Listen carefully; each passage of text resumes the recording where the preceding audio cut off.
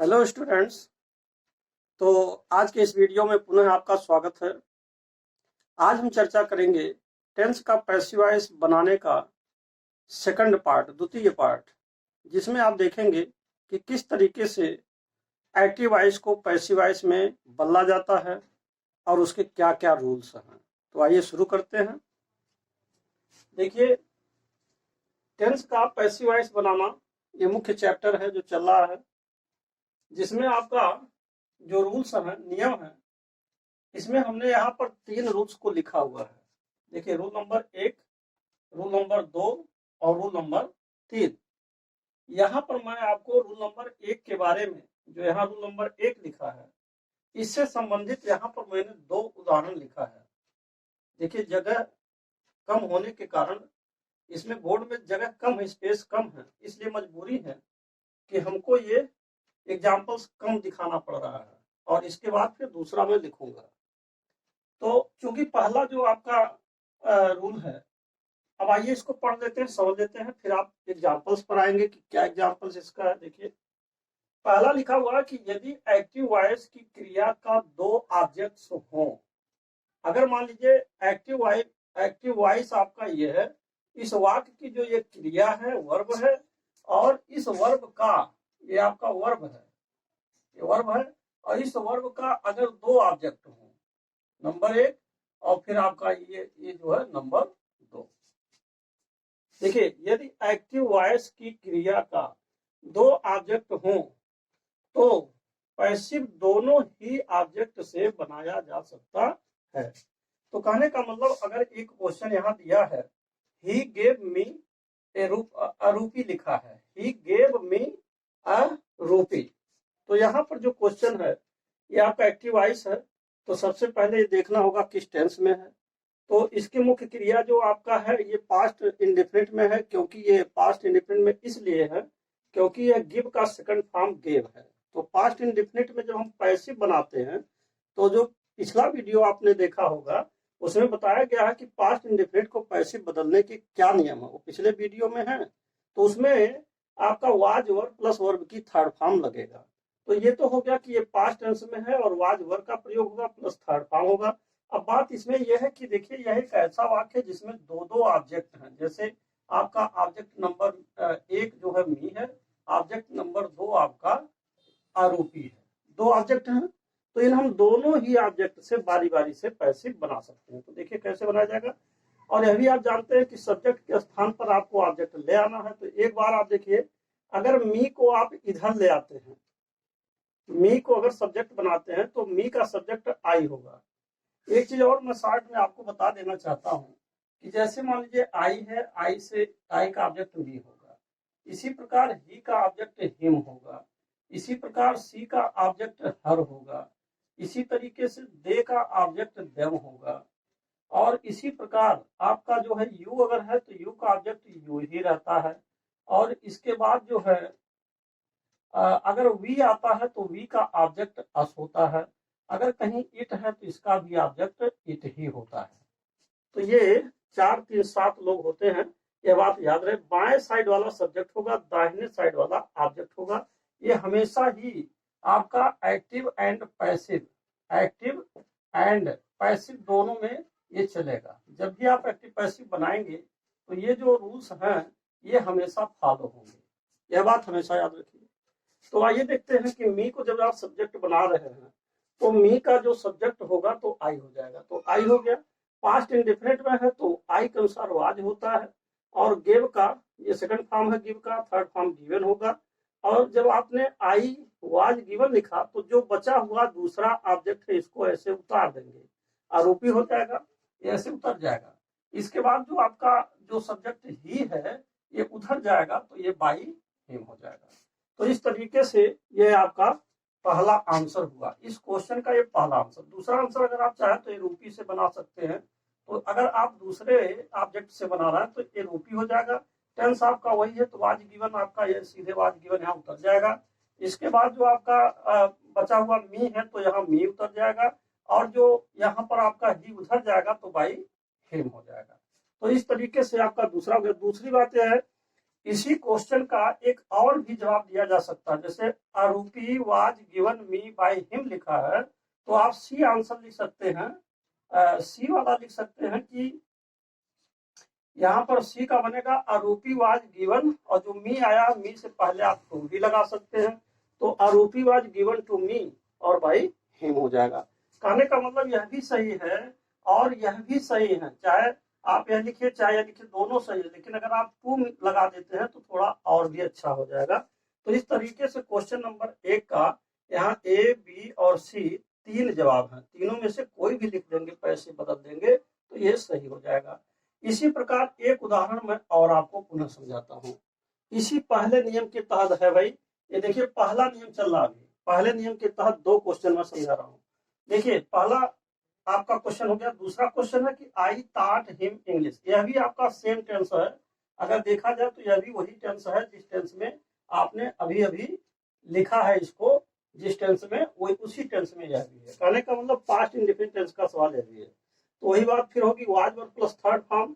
तो सबसे पहले यहाँ देखना है कि जो आपका पहला ऑब्जेक्ट है वह हिम है, और जब हिम है तो हिम जब इधर आएगा तो क्या हो जाएगा, ही हो जाएगा, तो इसलिए यहाँ ही लिखा गया। और ही के बाद वाज हो जाएगा, टीच का सेकंड थर्ड फॉर्म एक होता है, तो ये ताट हो जाएगा, तो ही वाज ताट हो जाएगा। और जो बचा है आपने उसको ऐसे उतार दिया, इंग्लिश हो गया, और आई उधर गया तो बाई मी हो गया। इसी प्रकार इंग्लिश से आप बना देंगे, तो ये पहला हो गया। अब दूसरा अगर चाहे तो इंग्लिश पहले लिख करके दूसरे ऑब्जेक्ट से बना सकते हैं, तो इंग्लिश हो जाएगा, वाज ताट ऐसे उतार देंगे, और फिर जो आपका हिम बच रहा है, हिम उतर जाएगा, बाय मी, ये आपका दूसरा हो गया। और तीसरा अगर चाहें तो इसी हिम से पहले जो लगाए हिम लिखे हैं, हिम से पहले आप टू लगा करके भी आप इसको बना सकते हैं, तो English was taught to him by me, ये आपका तीसरा हो गया। तो ये बात हमेशा याद रहे, पूरे मैं आपको रिमाइंड करा दूं कि नियम ये कह रहा कि यदि एक्टिव वॉइस की क्रिया का दो ऑब्जेक्ट्स हों, तो अगर दो ऑब्जेक्ट हैं तो पैसिव दोनों ही ऑब्जेक्ट से बनाया जा सकता है। तो इस वाक्य में, दोनों ही वाक्य में, क्वेश्चन नंबर 1 क्वेश्चन नंबर 2 में यहाँ देख रहे हैं दो दो ऑब्जेक्ट आए हैं। ऑब्जेक्ट नंबर 1 मी है, ऑब्जेक्ट नंबर 2 आरूपी है पहले क्वेश्चन में। दूसरे क्वेश्चन में ऑब्जेक्ट नंबर 1 हिम है, ऑब्जेक्ट नंबर 2 इंग्लिश है। तो अगर दो दो ऑब्जेक्ट हैं तो आप किसी भी तरीके से कम दो सवाल तो इसका बन ही जाएगा, दो आंसर हो जाएगा। परंतु अगर चाहें तो टू लगा करके एक आंसर और निकाल सकते हैं। तो इस प्रकार इस तरह के क्वेश्चंस का तीन तीन आंसर होगा। तो अब हम आते हैं जो आपका रूल नंबर 2 है, इसके बारे में समझाएंगे।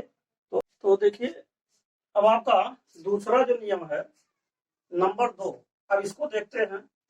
जैसे लिखा है कुछ ट्रांजिटिव वर्ब, सॉरी कुछ इनट्रांजिटिव वर्ब के साथ प्रीपोजिशन का प्रयोग हो जाने से वह स्वतः ही ट्रांजिटिव वर्ब बन जाता है। कुछ इंट्रांजिटिव वर्ब होते हैं जिसमें प्रीपोजिशन आ जाने के कारण वो ट्रांजिटिव बन जाता है। अतः पैसिव वॉइस बनाते समय वर्ब की प्रीपोजिशन के साथ साथ ऑब्जेक्ट का भी प्रीपोजिशन लगाया जाता है। तो एक नियम तो ये है। आइए हम इसको उदाहरण से समझाते हैं। देखिए पहला आपका एग्जाम्पल है, जैसे लिखा है ही लाफ्ड एट मी। अगर यहाँ पर जो प्रीपोजिशन एट आया है, अगर ये ना लगा होता तो निश्चित रूप से ही लाफ्ड, लाफ्ड एक इंट्रांजिटिव वर्ब है, और यह प्रीपोजिशन लग जाने के कारण यह आपका बन गया ट्रांजिटिव वर्ब। तो कुछ ऐसे इंट्रांजिटिव वर्ब होते हैं जैसे लाफ्ड है, जैसे लुक्स हैं। इन इंट्रांजिटिव वर्ब में अगर आपका प्रीपोजिशन जुड़ जाता है तो यह ट्रांजिटिव वर्ब का काम करने लगता है। तो ऐसे स्थिति में अब इसका जब पैसिव बनाएंगे तो क्या होगा। अब इसमें बात यह है कि एक तो प्रीपोजिशन यहाँ खुद आया है, तो जब आप इसको पैसिव में चेंज करते हैं तो ये मी आपका जब इधर आएगा तो आई हो गया, और लाफ्ड एट ये आपका पास्ट इंडेफिनिट टेंस है तो यहाँ वाज हो गया, थर्ड फॉर्म आपका लाफ्ड हो गया, और एट इसके साथ साथ जुड़ा हुआ है तो एट भी इसके साथ आ गया। अब आप ही को इधर ले जाएंगे तो हिम हो जाएगा, और हिम से पहले इसका उपयुक्त तो प्रीपोजिशन बाई भी आएगा। तो ऐसे वाक्य को देखने में ऐसे लग रहा है कि जैसे यहाँ पर टू प्रीपोजिशन आए हों, जैसे लग रहा है कि जैसे इसमें डबल, यानी कि एक तरह से दो प्रीपोजिशन आए हों। प्रीपोजिशन कहने का मतलब जैसे एक के बजाय दो दो प्रीपोजिशन आए हो, जैसे एट भी और बाय भी। लेकिन ऐसी बात नहीं है, वास्तविकता ये है कि जो बाई है ये केवल सिंगल प्रीपोजिशन है, जबकि यह जो प्रीपोजिशन है इसके लाभ के साथ मिल करके यह वर्ब का काम कर दे रहा है। तो लाफ्ड एट ये पूरा पूरा आपका वर्ब हो जाएगा, ये वर्ब का काम कर रहा है, और लाफ्ड एट यह भी आपका वर्ब है। तो इस तरीके से पुनः नियम को समझ लीजिए। कुछ इंट्रांजिटिव वर्ब के साथ प्रीपोजिशन का प्रयोग हो जाने से वह स्वतः ही ट्रांजिटिव वर्ब बन जाता है। अतः पैसिव वॉइस बनाते समय वर्ब की प्रीपोजिशन के साथ साथ जो यह वर्ब का प्रीपोजिशन है इसके साथ साथ ये तो रहेगा ही रहेगा, इसके अलावा ऑब्जेक्ट का भी प्रीपोजिशन लगाया जाएगा। जो ऑब्जेक्ट के प्रीपोजिशन होंगे यह भी इसमें लगाए जाएंगे। भले ही देखने पर ऐसा लग रहा हो, ये बेढंगा लग रहा होगा कि ये डबल प्रीपोजिशन है, लेकिन भले से ही देखने में ऐसा लग रहा हो परंतु लिखा दोनों प्रीपोजिशन जाएगा, यानी कि दोनों प्रीपोजिशन को लिखना होगा। अब आइए उदाहरण नंबर 2। इसी प्रकार आपका यह है ही लुक्स आफ्टर। तो यहाँ देख रहे हैं ही लुक्स आफ्टर आया है, तो जब आप इसको पैसिव में चेंज करेंगे तो माय चिल्ड्रन इधर आ जाएगा। और ये लुक्स आफ्टर प्रेजेंट इंडेफिनिट है, तो प्रेजेंट के इंडेफिनिट में आप जानते हैं पिछले वीडियो में बताया जा चुका है, ये जवान प्लस थर्ड फॉर्म लगाएंगे। चाइल्ड एक वचन होता है और चाइल्ड का बहुवचन चिल्ड्रन है, इसके अनुसार माय चिल्ड्रन जब लिखेंगे तो यहाँ आर आ जाएगा। और जो लुक्स आफ्टर है इसका थर्ड फॉर्म लिखेंगे तो लुक्ड आफ्टर हो जाएगा, ही उधर जाएगा तो बाई हिम हो जाएगा। तो इस तरीके से लुक्ड आफ्टर आपका वर्ब है, परंतु बाई लग जाने से आफ्टर और बाई लग रहा है कि जैसे दो दो प्रीपोजिशन यहाँ आए हैं। तो ये नियम था आपका रूल नंबर 2। अब आइए हम रूल नंबर 3 के बारे में भी चर्चा कर देते हैं, जो बहुत ही आसान नियम है और बहुत ही सिंपल है, समझ में आ जाएगा। देखिए, यदि एक्टिव वॉइस के वाक्य में जैसे कुछ ऐसे सब्जेक्ट होते हैं कि जैसे मान लीजिए पीपल है, पब्लिक है, समवन है, समबडी है, एनीबडी है, वी है अथवा दे हैं आदि etc आए हो, तो पैसिव वॉइस में बदलते समय इन्हें ऑब्जेक्ट के रूप में नहीं लिखा जाता। जैसे कुछ ऐसे सब्जेक्ट हैं जैसे पीपल है, पब्लिक है, मान लीजिए समवन है, एनीवन है, एनीबॉडी है, नो वन है, एनीवन है, तो ये सब लोग अगर वी आते हैं, दे आते हैं, तो पैसिव वॉइस में बदलते समय सामान्यतः हम इनको ऑब्जेक्ट के रूप में नहीं लिखते हैं। और क्यों नहीं लिखते हैं? क्योंकि इनका कोई खास रोल नहीं रह जाता है, ज्यादा महत्वपूर्ण ये नहीं रह जाता है, इसलिए बिना ऑब्जेक्ट के लिखे ही यह वाक्य का अर्थ पूरा देने लगता है, इसलिए उसकी जरूरत नहीं होती। तो क्या इसका यह मतलब हुआ कि हम इसका प्रयोग ना करें? अगर ना हो तब भी काम चल जाएगा, लेकिन यदि आपने लिख दिया तो क्या गलत हो गया? बिल्कुल नहीं। अगर आपने लिख दिया तब भी वो सही है, गलत नहीं है, परंतु अगर जरूरत है तो लिखिए, और नहीं तो मैक्सिमम बिना उसको लिखे ही आपका पैसिव बन सकता है। तो देखिए कैसे, जैसे यहाँ पहला उदाहरण देखिए, people speak English in India also. इसका अर्थ हो रहा है कि लोग भारत में भी अंग्रेजी बोलते हैं। तो आप यहाँ लिख सकते हैं English is spoken in India also, यानी अंग्रेजी भारत में भी बोली जाती है। अगर आपको जरूरत है तो ये कह सकते हैं कि अंग्रेजी भारत में भी लोगों के द्वारा बोली जाती है। तो लेकिन अगर लोगों के द्वारा नहीं लिखेंगे, केवल इतना ही कह दे रहे हैं कि अंग्रेजी भारत में भी बोली जाती है, तो अर्थ आ जा रहा है कि अंग्रेजी बोलने वाले आखिर इंसान ही हैं, मनुष्य हैं जो अंग्रेजी बोलते हैं। तो इस तरीके से इसको पीपल लिखना ये अनिवार्य नहीं रह जाता, इसलिए कोई जरूरी नहीं कि आप इसको लिखें।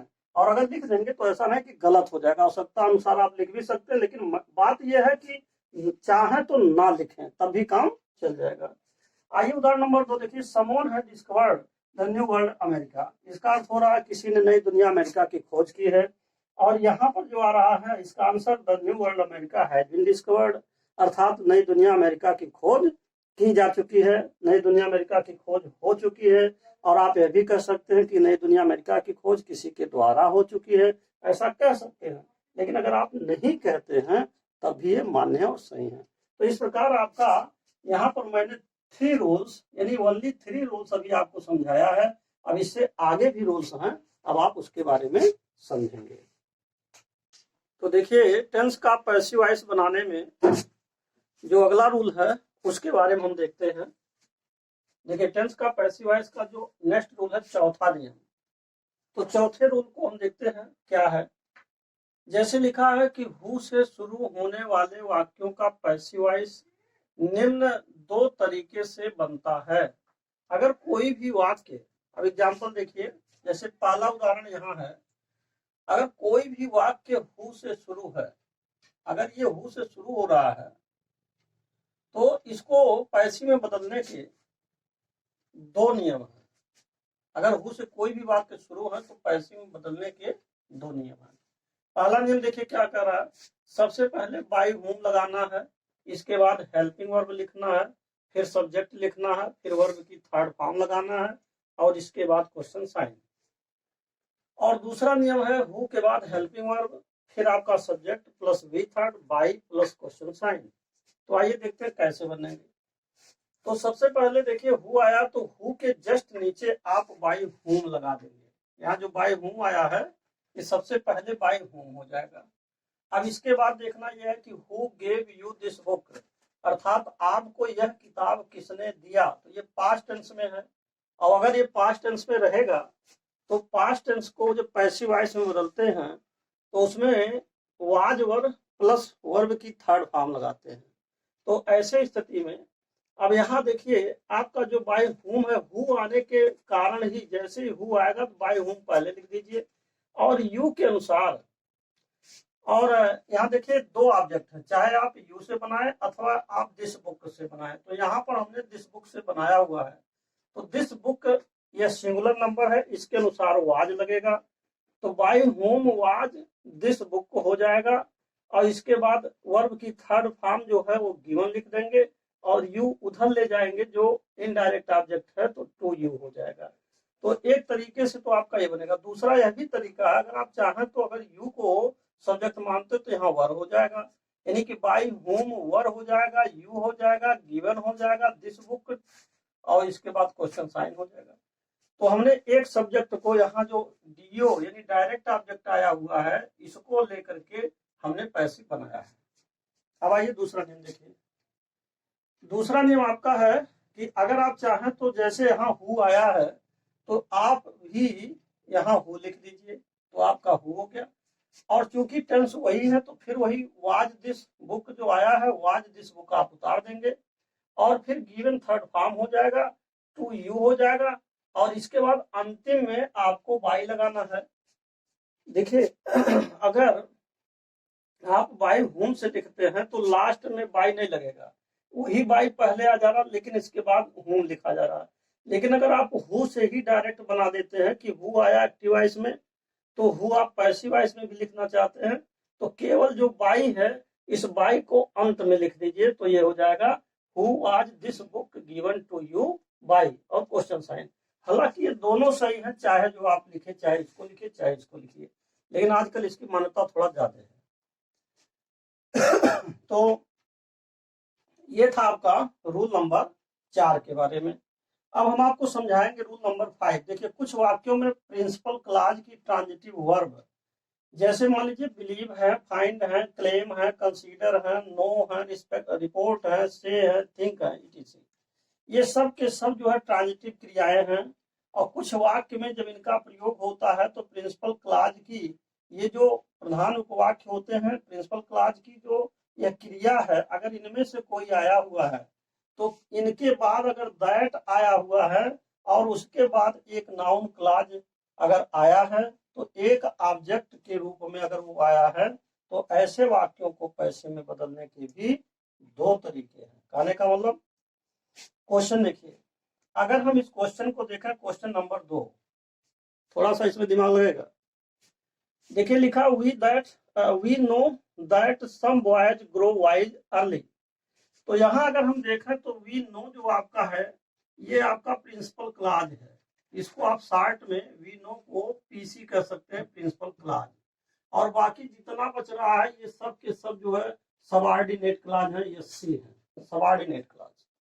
तो अगर किसी भी जो है ऐसे वाक्य में जिसमें प्रिंसिपल क्लॉज जो आया है उसकी जो क्रिया है यानी कि जो क्रिया नो आया है, अब देखिए नो जो क्रिया आया है और इसका जो कर्म है, तो बात समझना है। क्रिया जो आपका है वो ट्रांजिटिव वर्ब है, जो नो आया ये ट्रांजिटिव है, जैसे बिलीव आ जाए, फाइंड आ जाए, क्लेम आ जाए, कंसीडर, नो, रिपोर्ट, से, थिंक, इटीसी। अगर इनमें से कोई क्रिया आ रहा है तो इसके बाद इसका जो ऑब्जेक्ट है, अब देखिए उसके पश्चात दैट आया हो तो दैट इसमें लगा हुआ है और उसके बाद एक नाउन क्लॉज यानी यह दैट लगा हुआ तो ये नाउन क्लॉज स्वतः है, इसको आप नाउन क्लॉज भी कहेंगे, ये नाउन क्लॉज है। और अब देखिए, अर्थात अगर किसी भी वाक्य में उसकी आई हुई क्रिया का जो कर्म है, ऑब्जेक्ट है, वह एक नाउन क्लॉज हो, ऐसे भी कह सकते हैं। तो और उसके बाद क्या कहा जा रहा, ऑब्जेक्ट के रूप में आया हो, ऑब्जेक्ट के रूप में वह नाउन क्लॉज अगर आया हो, तो ऐसे वाक्यों को पैसे में बदलने के दो नियम है। क्या नियम है? पहला नियम देखिए, सबसे पहले आपको सब्जेक्ट लिखना चाहिए। तो सबसे पहले जब सब्जेक्ट लिखेंगे तो इस वाक्य में देखिए, we know that some boys लिखा है, तो सबसे पहले आपको जो ऑब्जेक्ट है इसी को सब्जेक्ट बनाएंगे। तो ये आपका जो ऑब्जेक्ट था सम बॉयज, यहां से देखिए सम बॉयज आपका ऑब्जेक्ट है, और इस ऑब्जेक्ट को जब यहाँ ले आएंगे सम बॉयज बना देंगे सब्जेक्ट। तो ये बन जाएगा सब्जेक्ट प्लस हेल्पिंग वर्ब लिखिए। अब जिस टेंस में ये है उसके हिसाब से हेल्पिंग वर्ब लिखना, तो सम बॉयज। अब देखिए वी नो ये प्रेजेंट इंडेफिनिट टेंस में है, तो सम बॉयज जब पहले लिखेंगे तो उसके साथ बॉयज बहुवचन है तो आर लगेगा, क्योंकि प्रेजेंट इंडेफिनिट में पैसिव वॉइस जब बनाते हैं जयमार प्लस थर्ड फॉर्म लगता है। तो यहाँ पर सम बॉयज के साथ आर हो जाएगा, और नो का थर्ड फॉर्म नोन हो जाएगा, और नोन के साथ टू। अब देखिए अब क्या कहा जा रहा है यहाँ पर, और एक चीज ध्यान दीजिए, हेल्पिंग वर्ब आपने आर लिख दिया, इसके बाद वर्ब की थर्ड फॉर्म नोन लिख दिया, और प्लस इंफिनिटिव लिखना है। पहले आप इंफिनिटिव को समझिए। अब देखिए टू ग्रो, इतना मिला करके इंफिनिटिव बन गया। कोई भी वाक्य अगर किसी भी वाक्य में वर्ब की फर्स्ट फॉर्म आया हो, अगर यह वर्ब की फर्स्ट फॉर्म से पहले टू लगा हो तो ये इंफिनिटिव कहलाता है, इसको इंफिनिटिव कहा जाता है। तो इंफिनिटिव लिख दिया गया, और इसके बाद जो बचे हुए हैं आप सीधे वाइज अगली लिख देंगे। और दूसरी बात अथवा, अथवा आप इसको कैसे लिखेंगे? एक सबसे बढ़िया तरीका है, फिर से आप समझ लीजिए कि अगर किसी भी वाक्य में आई हुई क्रिया का उसका जो कर्म है एक नाउन क्लॉज हो, तो ऐसे स्थिति में आप इसमें आए हुए सब्जेक्ट के स्थान पर इट का प्रयोग भी कर सकते हैं। अब देखिए दूसरा सूत्र क्या है। दूसरा सूत्र ये कह रहा है कि इट इज लगाइए, तो सबसे पहले इट इज लगा दिया गया, इसके बाद वर्ब की थर्ड फॉर्म लिख दीजिए, तो वर्ब का थर्ड फॉर्म लिख दिया गया। अब इट इज नोन हो गया, यहाँ लिखा जा रहा है कि हम जानते हैं कि लड़के जल्दी बुद्धिमान हो जाते हैं, कुछ लड़के जल्दी बुद्धिमान हो जाते हैं। हम जानते हैं कि कुछ लड़के जल्दी बुद्धिमान हो जाते हैं, अर्थात यह ज्ञात है कि, अब यह नहीं लिखना कि यह ज्ञात है हम लोगों के द्वारा, यानी कि यहाँ जो वी है इसको ऑब्जेक्ट के रूप में नहीं लिखना है। तो इट इज प्लस वर्ब की थर्ड फॉर्म प्लस दैट लगा दीजिए, इसके बाद नाउन क्लॉज पूरा उतार दीजिए, तो क्या हो जाएगा? इट इज नोन और दैट सम बॉयज ग्रो वाइजरली। तो यही जो दैट से लेकर के इतना नाउन क्लॉज है, इसी को आपको ऐसे उतार देना है। तो दो तरीके हैं, चाहे आप इस क्वेश्चन का यह जवाब लिखिए, यह भी सही है, अथवा आप इस जवाब को लिखिए, यह भी सही है। दो तरीके से इसको लिखा जा सकता है, अर्थ सबका समान देगा।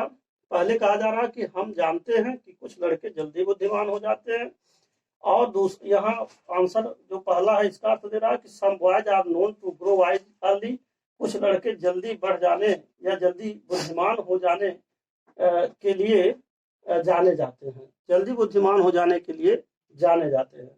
और इट इज नोन, यह जाना जाता है या यह ज्ञात है कि that some boys grow wise early, कि कुछ लड़के जल्दी ही बुद्धिमान हो जाते हैं। तो ये तीनों का अर्थ समान होगा।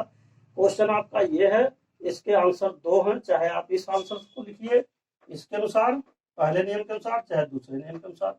अब एक बात और आती है, अब एक चीज यहाँ पर यह लिखा जा रहा है, अच्छा एक चीज और समझ लीजिए पहले। अब यहाँ क्वेश्चन नंबर आपका जो 3 आ रहा है, इसमें थोड़ा सा बात समझिए क्या है। क्वेश्चन नंबर 3 में एक सबसे महत्वपूर्ण बात और है, इसमें एक नियम यहाँ छूट रहा था, इसको आप समझिए। पुनः यह बात आएगी कि जैसे सब्जेक्ट लिखना प्लस हेल्पिंग वर्ब लिखना प्लस बी थर्ड प्लस जो है टू भी आप लगा सकते हैं। अब जैसे मान लीजिए एक क्वेश्चन देखिए, people consider that he is wise, लोग विचार करते हैं कि वह बुद्धिमान है। तो इसको जब आप बनाएंगे तो ही इज कंसीडर्ड हो जाएगा, यहाँ पर लिख देंगे जो इसका नाउन क्लॉज का मूल जो ऑब्जेक्ट है इसको सब्जेक्ट बना देंगे, और he is present indefinite tense में लिखा है, पीपल कंसीडर माने लोग सोचते हैं, तो यहाँ या विचार करते हैं, प्रेजेंट इंडेफिनिट टेंस है, तो is am are plus third form, तो ही से शुरू करेंगे, ही इज कंसीडर्ड, और इसके बाद यहाँ देखिए टू बी का प्रयोग किया गया, टू बी लिख करके और इसको वाई जैसे उतार देंगे। तो यहाँ पर ये दो फार्मूला था, हमने इसीलिए क्वेश्चन नंबर 2 का एक क्वेश्चन और बनाया 3। तो क्वेश्चन नंबर 2 के 2 आंसर हैं जिनको आप 1 और 2 के अनुसार लिख सकते हैं, परंतु क्वेश्चन नंबर 3 का आपका एक जवाब और है जिसको क्वेश्चन नंबर 1 के अनुसार आप इसको लिख सकते हैं। लेकिन इसमें ये ध्यान देना है कि नाउन क्लास में आया हुआ जो भी नाउन या प्रोनाउन होगा उसी को सब्जेक्ट बना देना है। इसके बाद इस टेंस के अनुसार सहायक क्रिया यानी helping verb plus third form लगाना है। इसके बाद आपको टू बी लगा देना है और फिर जो बचेगा आपको ऐसे उतार देना है। तो इस तरीके से ये क्वेश्चन हो गया। अब आते हैं, और एक बात और है, या तो फिर आप ऐसे सीधा लिख दीजिए जैसा कि इसको लिखा गया। यहाँ देखिए कॉमन है, इट इज कंसिडर्ड और that he is wise, any people consider that he is wise. तो ये प्रेजेंट इंडेफिनिट टेंस है, तो इसको इट इज कंसिडर्ड कर दीजिए और दैट ही इज वाइज ऐसे पूरा पूरा ही उतार दीजिए और कुछ नहीं करना, यहाँ दैट ही इज वाइज। तो सबसे ज्यादा आसान तरीका है कि इस तरह के अगर क्वेश्चन आ रहे हैं, जैसे क्वेश्चन नंबर 2, क्वेश्चन नंबर 3, अगर इस तरह के क्वेश्चन आ रहे हैं, क्वेश्चन नंबर 3 और क्वेश्चन नंबर 2, तो इनको बदलने का सबसे आसान तरीका है कि अगर आप इट से इसको बदलना चाहें तो इट से आप इसको आसानी से बदल सकते हैं, परंतु जो इसके रूल्स हैं वह मैंने यहाँ बारी बारी से लिखा है ताकि आप किसी भी नियम से इसको समझ सकें। अब आते हैं, एक पॉइंट और है, और वह क्या है, अब यहाँ एक पॉइंट आपको नोट समझना है जो सबसे महत्वपूर्ण है। परंतु यदि नाउन क्लॉज पैसिव वॉइस में हो तो अब देखना यह है कि जैसे क्वेश्चन नंबर 4 को जरा देखिए, यहाँ लिखा ही wants that he should be rewarded. अब यहाँ देखिए, यहाँ जो वांट्स है वर्ब है, इस वर्ब का जो ऑब्जेक्ट है क्लॉज है, और क्लॉज भी किसमें है, should be rewarded passive voice. ध्यान दीजिएगा, ये लक्षण है। अगर कोई मान लीजिए वाक्य है, उसकी आई हुई क्रिया का जो ऑब्जेक्ट है वह एक क्लॉज है, परंतु वह क्लॉज स्वतः ही पैसिव वॉइस में हो, तो ऐसे स्थिति में हम क्या करेंगे, केवल और केवल वर्ब लगाएंगे plus to be plus verb की थर्ड फॉर्म। अर्थात ही वांट्स लिखा है तो आप भी ही वांट्स ऐसे उतार दीजिए, और that he should be rewarded जो आया है इसी को टू बी में बदल करके और रिवार्डेड लिख सकते हैं, यानी कि he wants to be rewarded या he wants that he should be rewarded. इसका अर्थ हो रहा है कि वो चाहता है कि उसको पुरस्कार मिल जाए या उसे पुरस्कार मिले, और इसका अर्थ हो रहा है कि वह पुरस्कार को पाना चाहता है। तो इस तरीके से आपका ये जो टेंस का पैसिव वॉइस का जो द्वितीय खंड है, सेकंड पार्ट है, अब ये यहीं पर समाप्त होता है, और इसका तीसरा जो खंड है वो आप नेक्स्ट वीडियो में देखेंगे।